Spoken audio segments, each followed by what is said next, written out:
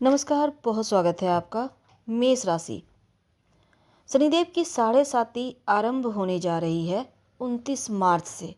लेकिन इसके बाद आपकी लाइफ में कितना सकारात्मक और कितना नकारात्मक प्रभाव पड़ेगा, ये तो हम जानेंगे। लेकिन ये भी जानेंगे कि आप कौन सा उपाय करके बच सकते हैं।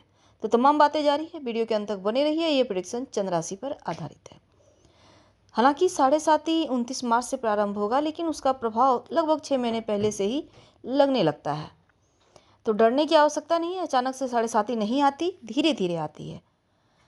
अब जो मेष राशि है, 29 मार्च 2025 शनिदेव कुंभ राशि, जो उनका खुद का घर है, छोड़कर मीन राशि, देवगुरु बृहस्पति की राशि में प्रवेश करेंगे। और आपके जीवन में शनिदेव की साढ़े साती का पहला चरण शुरू हो जाएगा। तो साढ़े साती आपके लिए 31 मई 2032 तक चलने वाला है। तो जब शनिदेव की साढ़े साती प्रारंभ होती है तो पहले से ही डर रहता है, पता नहीं क्या होगा, कौन से कर्म हैं ऐसे जिनके अब हमें फल मिलेंगे। पिछले जन्म में किया गया कर्मों का फल देने के लिए ही साढ़े साती मनुष्य पर आता है, ऐसा माना जाता है। अब देखिए, वास्तव में शनिदेव की साढ़े साती उतना भी बुरा असर नहीं करती। हालांकि आपकी लाइफ में लगभग 2 बार साढ़े साती से आप गुजरेंगे, लेकिन शनिदेव की साढ़े साती का जब प्रारंभ होगा तो आपके जन्म कुंडली के द्वादश भाव पर गोचर करेगा, यानी मीन राशि में, और आप हैं मेष राशि के। तो शनि देव की जो साढ़े साती है आपके जीवन पर किसी न किसी रूप से चलता ही रहता है। शनिदेव 7.5 साल रहेंगे, उसमें 3 चरण होंगे। पहला 2.5 साल आपके लिए जो है वो कैसा रहेगा, पहले हम ये समझेंगे। वैसे तो मेष राशि वालों, गज पर सवार होकर आ रहे हैं शनिदेव।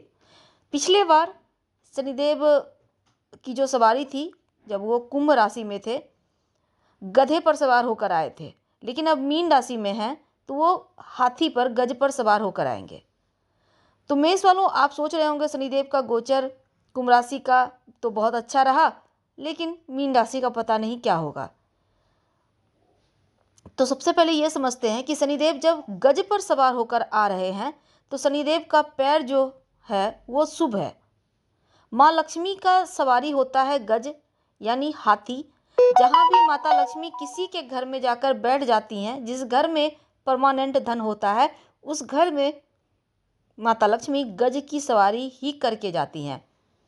तो शनिदेव की जो साढ़े साती का पहला चरण है वो आपके लिए, ये कह सकते हैं, बहुत शुभ रहेगा।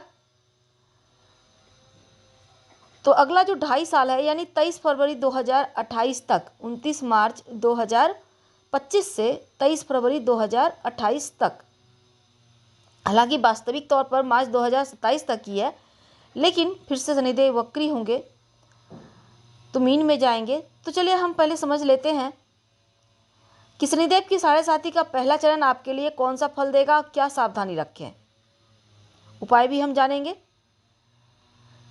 तो शनिदेव का जो पहला चरण है आपके मस्तिष्क पर प्रारंभ होगा और द्वादश भाव पर गोचर करेंगे। हाथी की सवारी है, 4-5 मामलों में डिस्टरबेंस तो देगा। पहला है, खर्चा करवाएगा।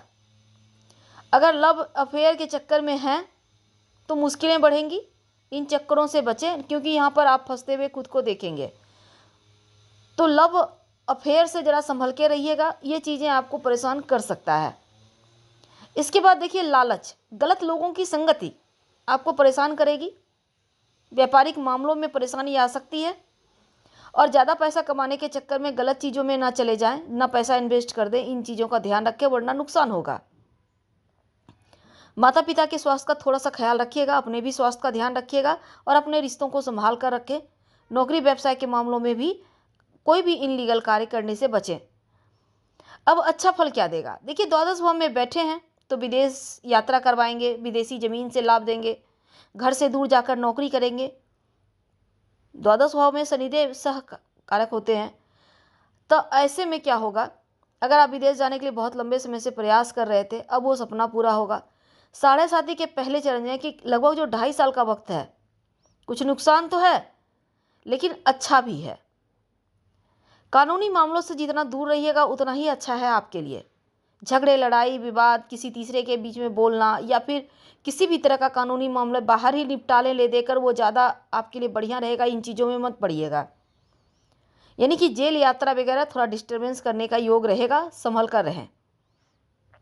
इनकम टैक्स से रिलेटेड कोई बड़ा नुकसान हो सकता है, इसलिए कोई भी इनलीगल कार्य ना करें। अब शनिदेव की एक दृष्टि आपके धन भाव पर है।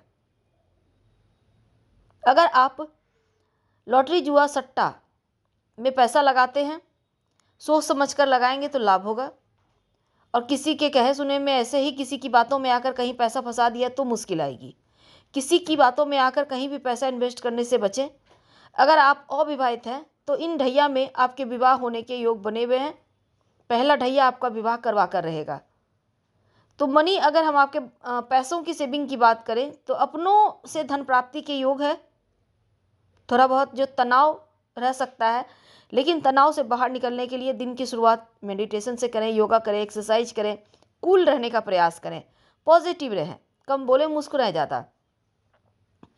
इस समय बड़े जॉब ऑफर ज़्यादा सैलरी के साथ भी होते दिखेंगे। अभी तक जो शनि की आपके ऊपर 7.5 नहीं चल रही थी, आपने अभी अभी पढ़ाई पूरा किया है, इंटरव्यू वगैरह दे रहे हैं, जो विद्यार्थी हैं मेष राशि के, उनके लिए तो बस 5 उंगली घी में है, क्योंकि जॉब प्राप्ति होके रहेगी।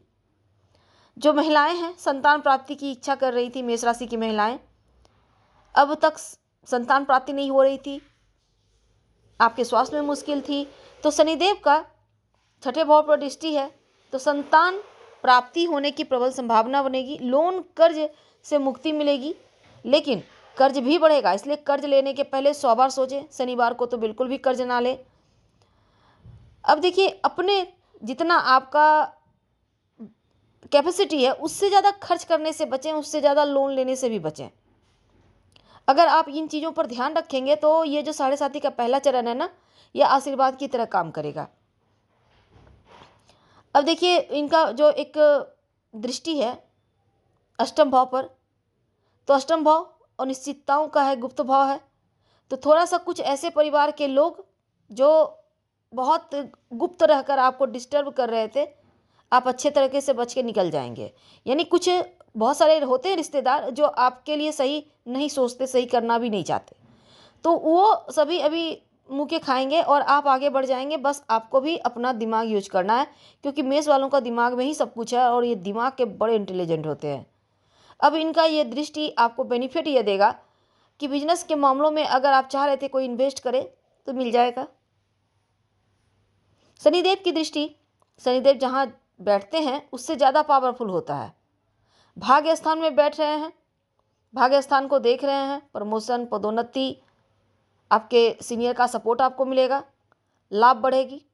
भाई बहन को लेकर, अगर प्रॉपर्टी को लेकर कोई विवाद ना हो, इसका ध्यान रखें।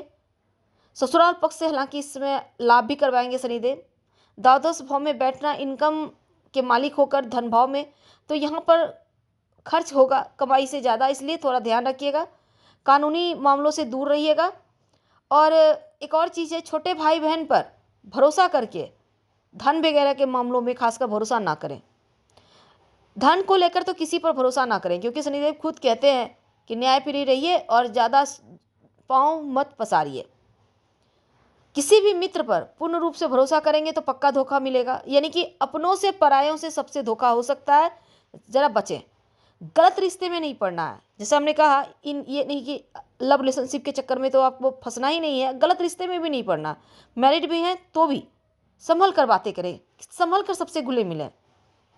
जो 2.5 साल का वक्त है वो आपके लिए ऐसा रहेगा, लेकिन इसके बाद भी 5 साल बचते हैं। तो पैसे से जुड़े हुए, रिश्तों से जुड़े हुए किसी भी तरह का मामला, या फिर मेडिकल, आपके स्वास्थ्य को लेकर, प्रॉपर्टी को लेकर, अगर आप इंजीनियरिंग क्षेत्र से जुड़े हैं, इलेक्ट्रॉनिक क्षेत्र में काम करते हैं, केमिकल क्षेत्र से जुड़े हैं, टाइल्स, मार्बल, पत्थर, कोयला, सीमेंट, नशा वगैरह का काम करते हैं, तब यहाँ पर लाभ की स्थिति बनेगी। और जो 2.5 साल है, ज़्यादा खर्च करने से बचिएगा। ज़्यादा खर्च करेंगे तो मुश्किल है। अगर शनिदेव के क्षेत्र से आप जुड़े हैं, बहुत हद तक आपको शनिदेव संभालेंगे। और जितना भी नुकसान है उसकी भरपाई हो जाएगी, यानी कि डरना नहीं है। अब द्वितीय भाव को देख रहे हैं तो आपके लिए, अगर आपका जैसे तलाक हो चुका है तो एक बार फिर से दूसरा विवाह होने के भी योग बनेगा, समाज में इज्जत बढ़ेगी, विदेशी ज़मीन से लाभ होगा, विदेश में जाकर पढ़ाई करने का सपना पूरा होगा, विदेशी कारोबार करते हैं विदेशी ज़मीन से तो वहाँ से लाभ होगा, शिक्षा का योग भी बढ़िया बना हुआ है। बस लव रिलेशनशिप के चक्कर में मत पड़िएगा, समय बर्बाद होगा। अपनी आँखों का थोड़ा ख्याल रखें, गले का थोड़ा ध्यान रखें। और उपाय क्या करेंगे, देखिए उपाय के तौर पर क्या करना है। सबसे पहली बात कि लोन लेने से बचिएगा और औकात से ज़्यादा कहीं भी पैसा इन्वेस्ट मत कीजिएगा। 2 चीज़ों को याद रखें। उपाय के तौर पर आप हर शनिवार के दिन एक दीपक पीपल के पेड़ के नीचे सरसों के तेल का जला दीजिए और ओम नमो भगवते वासुदेवाय इस मंत्र का जप कीजिए, तो आपको राहत मिलेगी। हम आपसे विदा लेते हैं। जानकारी अच्छी लगे तो लाइक कर सब्सक्राइब करें, शेयर करें, कमेंट करें। धन्यवाद। हम फिर मिलेंगे।